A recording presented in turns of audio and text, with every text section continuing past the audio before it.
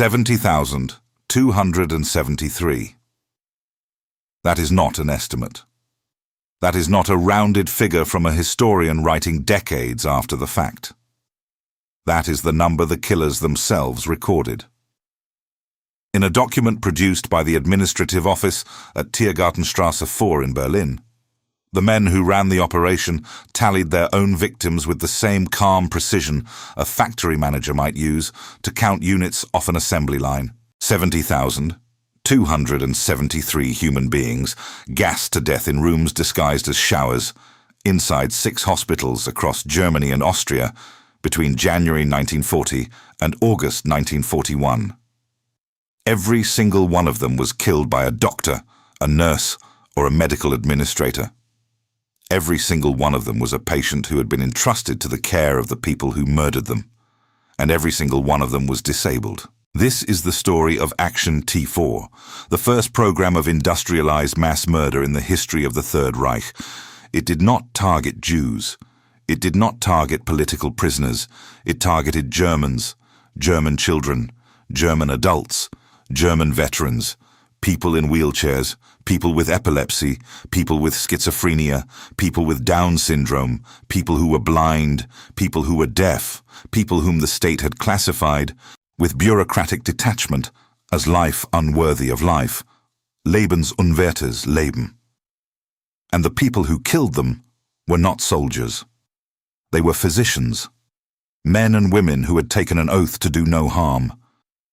The ideological foundation had been laid long before Adolf Hitler came to power.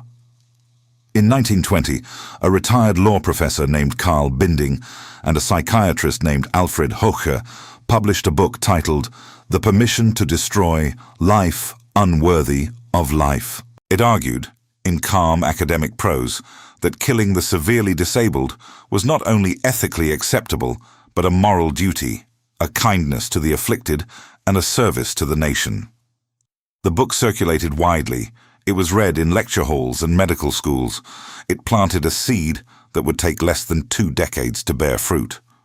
When the Nazis took power in 1933, they moved fast. Within 6 months, they passed the law for the prevention of hereditarily diseased offspring, a compulsory sterilization law that would ultimately result in the forced sterilization of over 400,000 people.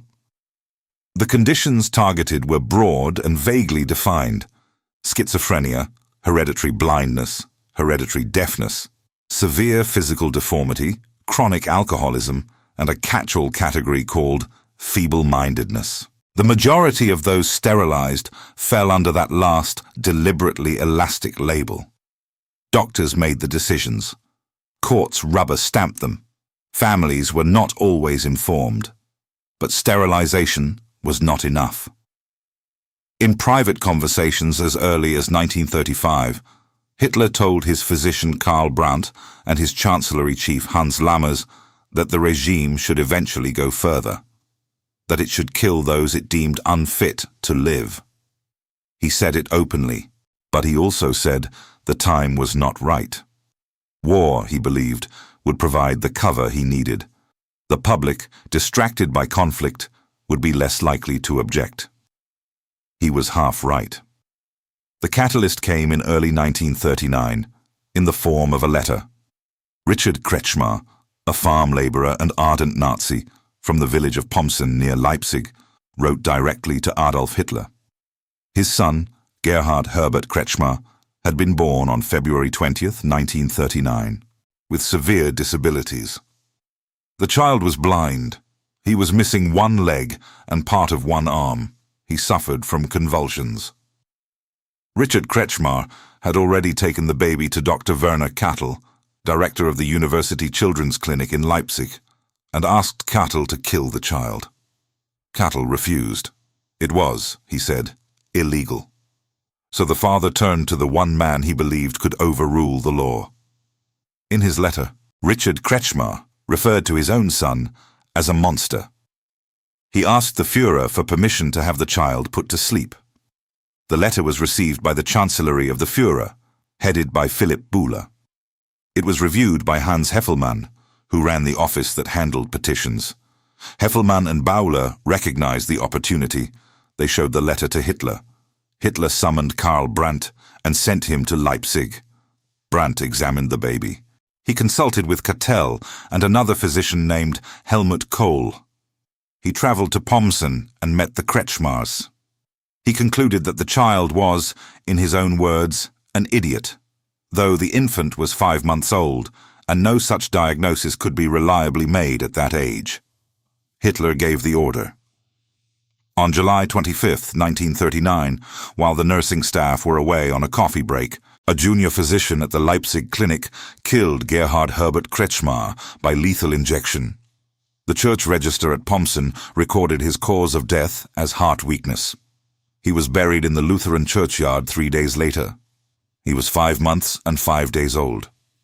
Historians have called this a trial balloon, a deliberately selected case to test whether the machinery of state-sponsored murder could be activated without consequence. It could. Within 3 weeks of Gerhard Kretschmar's death, the Nazis established the Reich Committee for the Scientific Registering of Serious Hereditary and Congenital Illnesses. A decree was issued on August 18, 1939, requiring every physician, midwife, and hospital in Germany to report all newborns with disabilities to the government. They were paid 2 Reichsmarks per report. Those who failed to report faced a fine of 150 Reichsmarks, or 4 weeks in prison. The incentive structure was clear. Compliance was near total. The reported children were reviewed by a panel of 3 physicians. None of them ever examined a patient in person. They worked from paper files. They marked each file with a plus sign or a minus sign. A plus sign meant death. If 2 of the 3 physicians marked a plus, the child was transferred to one of more than 20 specially designated pediatric clinics across Germany and Austria. Parents were told their children would receive advanced treatment. Instead, the children were killed by lethal overdoses of luminol or morphine, or in some cases, by deliberate starvation. By 1941, over 5,000 children had been murdered this way. One doctor, Hermann Pfannmüller, director of the Igelfing Haar facility near Munich, made starvation his preferred method. He called it more natural and peaceful than injection.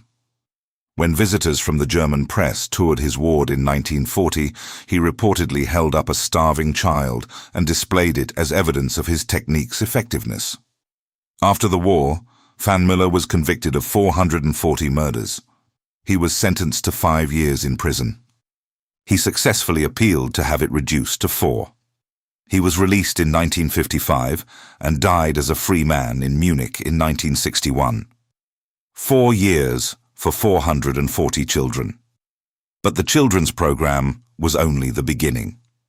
In the autumn of 1939, Hitler signed a secret authorization, written on his personal stationery, not on official state letterhead, empowering Karl Brandt and Philipp Bauer to extend the killing to adults. The document was deliberately backdated to September 1, 1939, the day Germany invaded Poland, to create the impression that it was a wartime measure. It was not a law. It was not a decree. It was a personal note from the Führer, designed to provide legal cover to the physicians who would do the killing while leaving no trace in the formal apparatus of the state. The operation was given the code name T4, after the address of its coordinating office, a confiscated villa at Tiergartenstrasse 4 in Berlin. The villa had belonged to a Jewish family. The irony requires no commentary. 6 killing centers were established, all of them inside existing psychiatric hospitals. Brandenburg an der Havel, Grafeneck in Baden-Württemberg, Hartheim Castle near Linz in Austria, Sonnenstein in Saxony, Bernburg in Saxony-Anhalt, and Hadamar in Hesse. The choice was deliberate. Patients arriving at psychiatric institutions raised no suspicion. The buildings already existed. The infrastructure was in place. All that needed to be added was a gas chamber.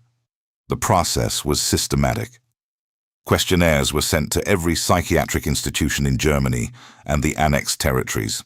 Physicians at each institution filled them out for every patient, listing diagnoses, length of stay, ability to work, and whether the patient received regular visitors.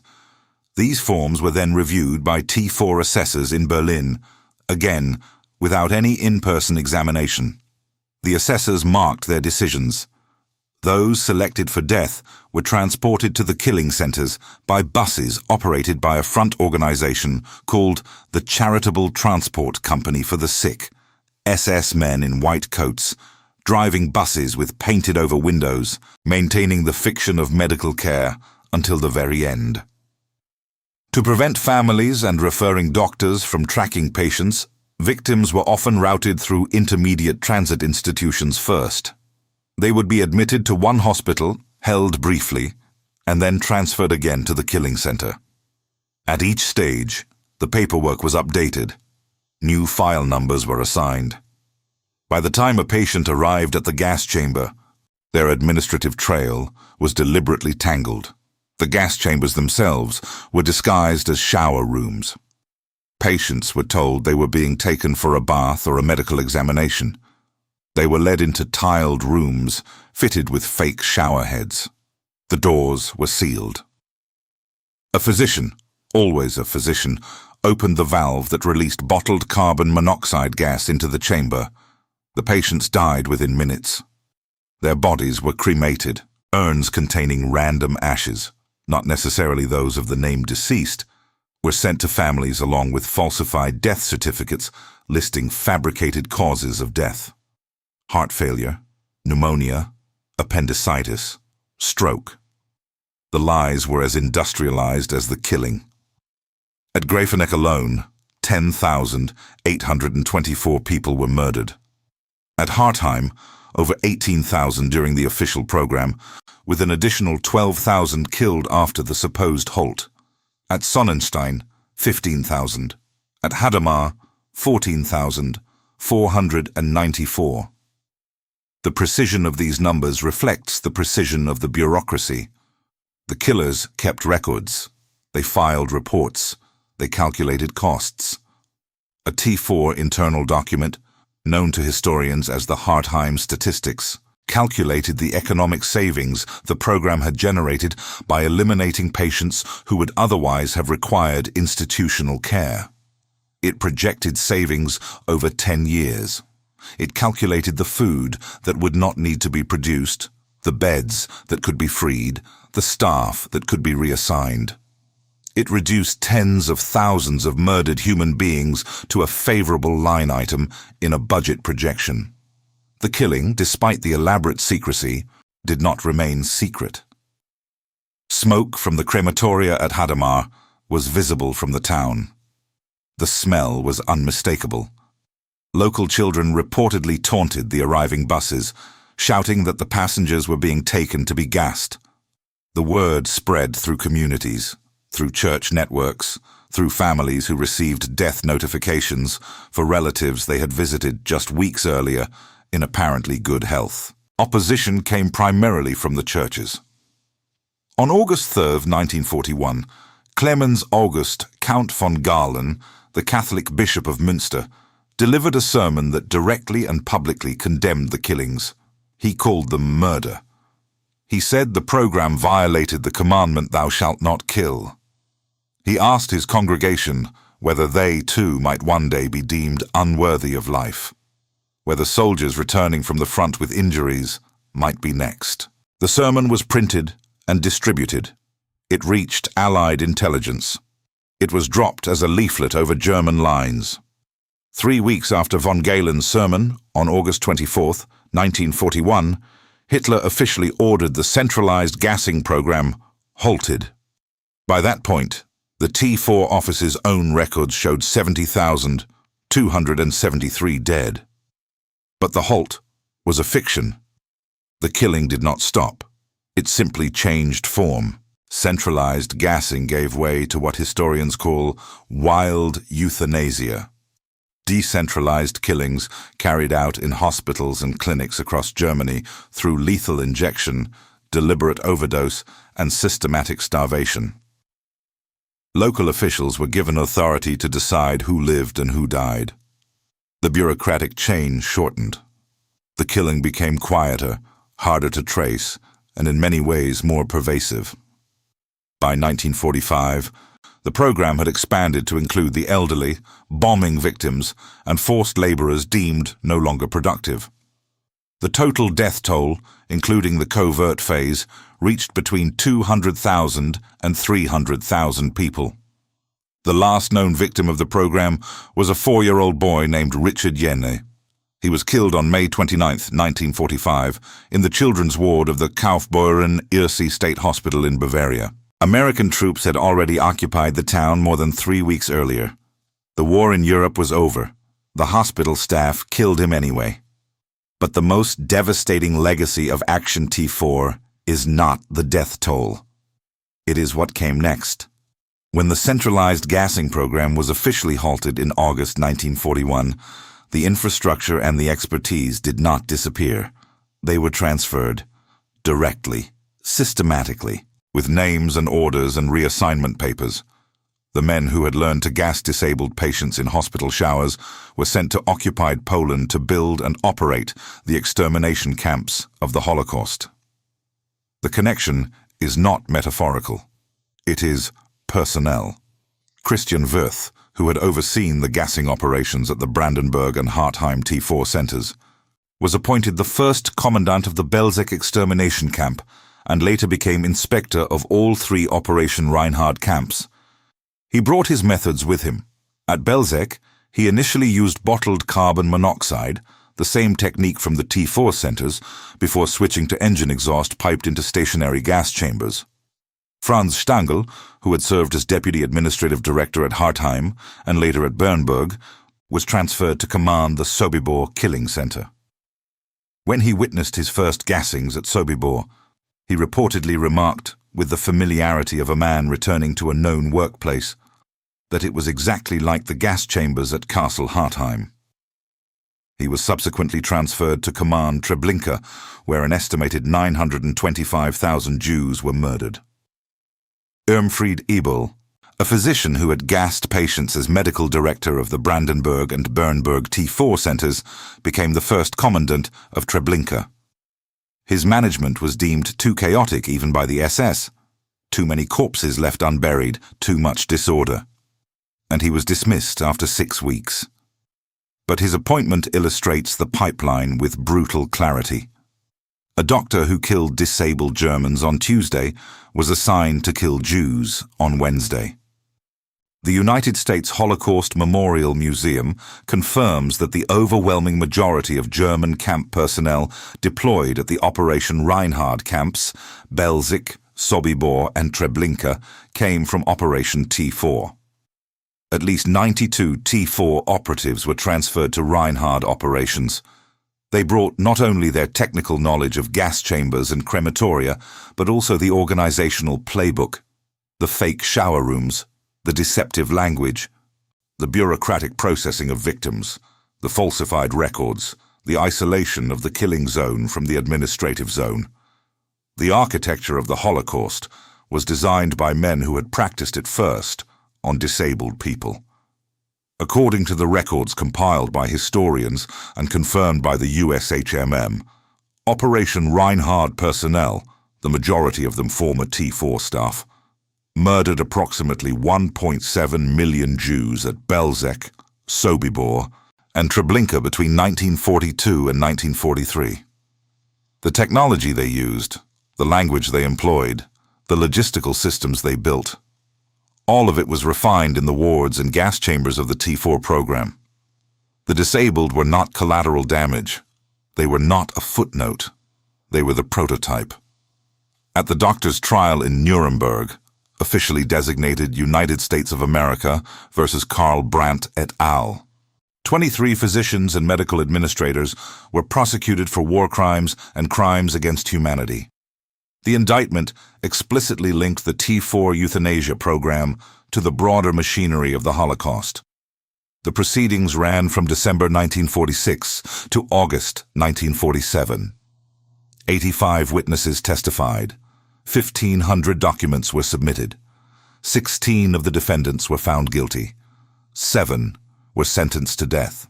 Karl Brandt, Hitler's personal physician, the man who had examined 5-month-old Gerhard Kretschmar and declared him an idiot, the man who had called the use of carbon monoxide gas a major advance in medical history, was hanged on June 2, 1948. In his final statement before execution, he showed no remorse.